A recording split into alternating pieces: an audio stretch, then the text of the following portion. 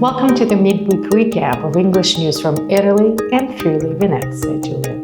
In Friuli Venezia Giulia, the cradle is emptying fast. Just over 2,500 babies were born in the first 5 months of this year, a record low.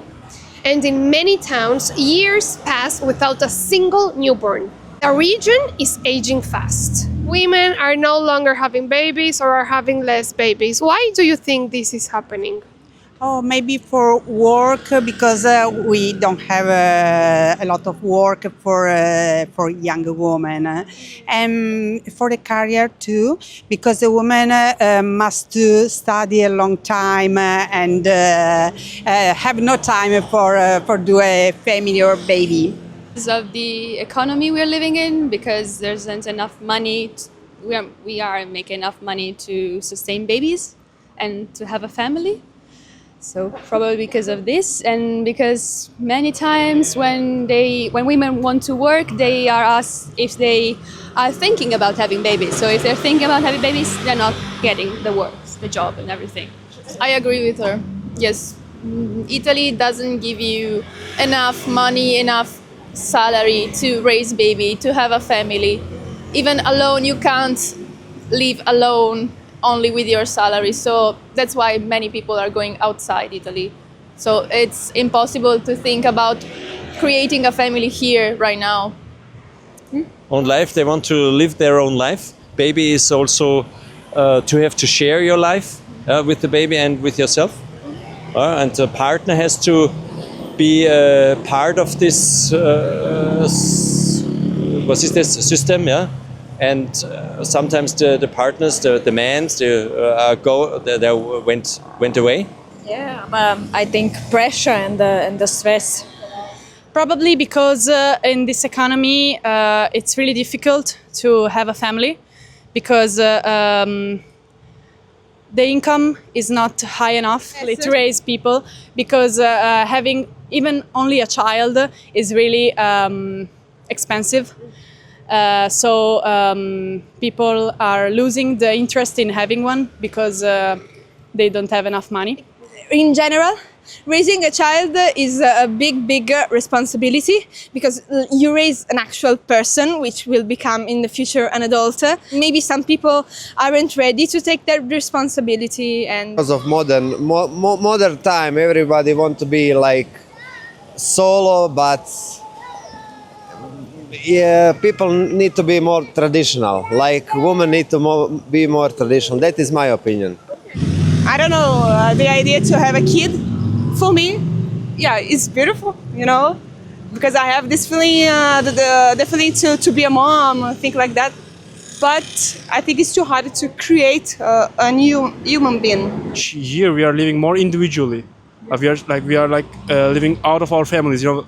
Big families, maybe old traditional big families, are like we are losing these things.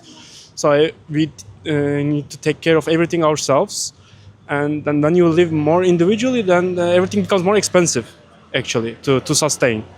And then it's harder to sustain in one more person. Like even it's like difficult to sustain alone, and then you create family, and then you have the child. Like it becomes like, you know, the load becomes more and more, increasing more and more. So I think it can be a financial reason to not have childs. Salaries are too low, rent and payment are too high, groceries are too expensive, and having children in today, something like that, it's just too expensive to have one, more than just one kid.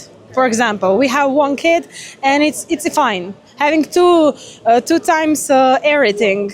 From October 30th to the 2nd of November, Trieste becomes the capital of youth basketball as international No Borders Euro Cup returns, with Real Madrid, Olimpia Milano and Pallacanestro Trieste, as well as other top clubs competing in a high-level tournament of tomorrow's stars. Lo sport deve unire tutti quanti, deve unire tra i giovani ragazzi e nuove generazioni anche di nazionalità diverse. Questo è il segnale di questo evento che va a raccogliere tanti giovani nella nostra città nei prossimi giorni, di tante nazionalità diverse, di squadre di basket importanti europee. Quindi grande soddisfazione per una nuova edizione di No Border. La quarta edizione, devo dire, stiamo salendo di qualità in anno, felicissimi. Quest'anno sarà un torneo incredibile a livello di qualità, abbiamo 8 delle formazioni più blasonate d'Europa, un'Eurolega vera e propria, l'8ª squadra sarà la squadra locale, Pallacanestro Trieste e Jadran. Siamo felici che c'è questa collaborazione e questa formazione cercherà di sgambettare uno dei big, dai Real Madrid, da Juventud Badalona, Armani Milano, Partizan Belgrado. C'è veramente di tutto sul piatto. Io vorrei ringraziare il Comune di Trieste che ha dato tanto in questi anni e di nuovo ha sostenuto questa bellissima manifestazione, il sponsor principale Rosso Costruzioni e Friuli Venezia Giulia. Ringrazio tante persone che questo torneo sta diventando uno dei più importanti. The Trieste Science Fiction Festival is back for its 25th edition. What should people not miss during this festival? Ooh, I don't know what to say. I mean, it's all very personal, isn't it, the films? I mean, Redux is nobody should miss that one. The Restoration at Grayson Manor is a particular favourite. There's Orion, which is like really interesting. Well, I mean, Andrew McCarthy's back on the screen, you know, from the Brat Pack all those years ago. It's his first film for years. So I did ask him to come, but he's got other commitments in America, so it's too bad that he couldn't be here. But hey, listen, there's something for everybody, as always. We have the Dome in Piazza della Borsa again, which still looks fabulous. I love it when it's all lit up. It's like a Christmas ornament. I think it's great. And there's all these sort of like the lectures and everything else like that. So it's all working again. In Trieste, a new collaboration agreement has been signed between the municipality's Territorial Planning Service and the University of Trieste's Department of Engineering and Architecture. The partnership aims to study and promote the city's architectural heritage, from its historic center to its modern buildings, highlighting quality design and sustainable urban development. Through research, publications, and public events, the initiative will help raise awareness of Trieste's unique identity and its growing role as a cultural and architectural hub in Europe. A new agreement with the University of Trieste about architecture in Trieste that we are valorizing and developing not only in the historic center but also in the periphery. We are interested in architecture, we are interested in the transformation of the city of Trieste.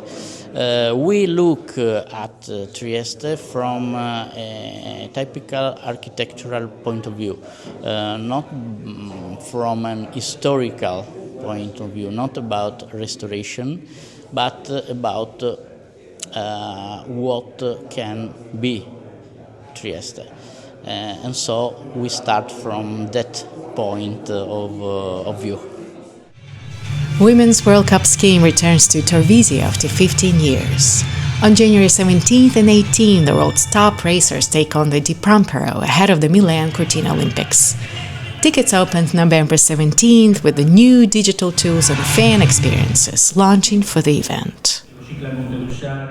Eravamo in un percorso per cercare di arrivare ovviamente all'importante. Siamo riusciti a riconquistare un evento, anzi tra gli eventi più importanti a livello mondiale del settore, con una visibilità enorme per la nostra regione. Ci auguriamo che questo sia l'inizio di un nuovo percorso che possa rendere sempre maggiormente attrattive per queste competizioni il nostro territorio. Un aumento costante dell'indice di gradimento. Grandissimo motivo d'orgoglio. Dico, poi queste piste, la Di Prampero non è che viene scelta a caso, ma viene scelta anche per la qualità della stessa e per la capacità che abbiamo dimostrato noi come strutture, come organizzazione del Friuli Venezia Giulia di organizzare eventi anche in passato, non ultimi quelli dei giovani.